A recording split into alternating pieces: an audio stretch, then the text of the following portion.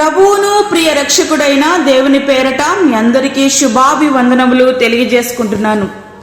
Jesus ను creation ministries తరపున ప్రతిరోజు ఈ విధంగా అనుదిన ఆహారమును మీతో పంచుకోవడానికి దేవుడిస్తున్న కృపను బట్టి దేవునికి అనలేని కృతజ్ఞతలు.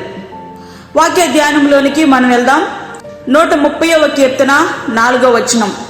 యెహోవా, నీవు దోషములను కనిపెట్టి చూచినడలా ప్రభువా ఎవడు నిలువగలడు? అయినను జనులు నీ యందు భయభక్తులు నిలుపునట్లు నీ యొద్ద క్షమాపణ దొరుకును.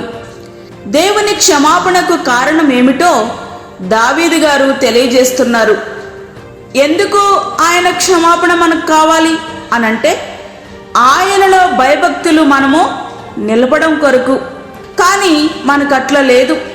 తప్పు చేయడం, దేవుని క్షమించమని అడగడం, మరలా తప్పు చేయడం, అట్లా సాగిపోతుంది మన జీవితం. తప్పు చేసామో అనే బాధ కంటే దేవుడు క్షమిస్తాడులే అనే ధీమా ఈనాడు ప్రజలలో ఎక్కువైపోయింది. ప్రియా స్నేహితుడా, వాక్యముంటున్నటువంటి ప్రియా దేవుని బిడ్డ, నిజానికి ఆ తప్పులన్నీ క్షమించబడ్డాయా? లేనే లేదు. పెదవులతో క్షమించమని 2 మాటలు అడిగినంత మాత్రాన క్షమించబడవు. నీవు అడిగే క్షమాపణలో పశ్చాత్తాపం ఉండాలి. అప్పుడు మాత్రమే నీ పాపములు క్షమించబడతాయి. నిజమైన పశ్చాత్తాపం ఉంటే తిరిగి ఆ తప్పులలో కొనసాగలేం. కానీ ఆ తప్పులలోనే కొనసాగుతున్నాము అంటే పశ్చాత్తాపం లేనట్లే కదా. పశ్చాత్తాపం లేకపోతే మన పాపములకు క్షమాపణ లేనట్లే కదా.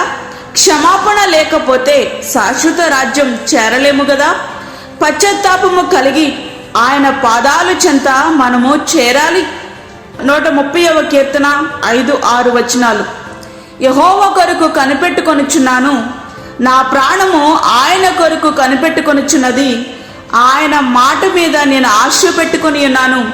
కావలి వారు ఉదయము కొరకు కనిపెట్టుట కంటే ఎక్కువగా నా ప్రాణము కనిపెట్టుచున్నది. దేవుని ఆశీర్వాదాలు మనం అనుభవించలేకపోతున్నాము అంటే అవి మన చేతి వరకు వచ్చి మనకు దక్కకుండా పోతున్నాయి అంటే ఒకే ఒక్క కారణం. ఎదురు చూసే అనుభవం, కనిపెట్టే అనుభవం మన జీవితాల్లో లేనే లేదు. కొన్ని సందర్భాలలో మన అవసరతల కోసం భారం కలిగి ప్రార్థిస్తాం. దేవుడు ఆ ప్రార్థన ఆలకించి సమాధానం సిద్ధం చేస్తున్న ఆ సమయంలో ఇక కనిపెట్టలేక, ఎదురు చూడలేక విసిగిపోయి ప్రార్థించడం మానేస్తాం. అందుచే ఆ ఆశీర్వాదాలు మన వరకు వచ్చి మనకు దక్కకుండా పోతున్నాయి. మన అవసరతలకు సమయం మించిపోయాక అనుగ్రహించే దేవుడు కాదు మన దేవుడు. తగిన సమయమందు తప్పక దయచేస్తారు. అయితే ఆ సమయం కొరకు ఆశతో కనిపెట్టాలి. ఎట్లా కనిపెట్టాలి అంటే ఒంటరితనం, ఆపదలు వాటిల్లే అవకాశమున్నా, చీకటి రాత్రి గడిచిపోయి తెల్లవారనని ఇంటికి వెళ్ళి విశ్రాంతి తీసుకోవాలని కావలివాడు ఏ రీతిగా ఎదురు చూస్తుంటాడో ఆ రీతిని ఆయన ఇచ్చు ఆశీర్వాదం కొరకు మనము కనిపెట్టాలి. కావున మీ అందు దయ చూపవలనని యెహోవా ఆలస్యము చేయుచున్నాడు. మిమ్మును కరుణింపవలనని ఆయన నిలువబడి ఉన్నారు. యెహోవా న్యాయము తీర్చు దేవుడు. ఆయన నిమిత్తము కనిపెట్టుకుని వారందరూ ధన్యులు. యెషయా గ్రంథము 30వ అధ్యాయం 18వ వచనం. ప్రియా స్నేహితుడా, వాక్యమంటున్నటువంటి ప్రియా దేవుని బిడ్డ, దేవుని యొక్క ఆశీర్వాదాలు పొందేంత వరకు మనం కనిపెడదాం. అటువంటి ధన్యతను మనం సంపాదించుకుందాం.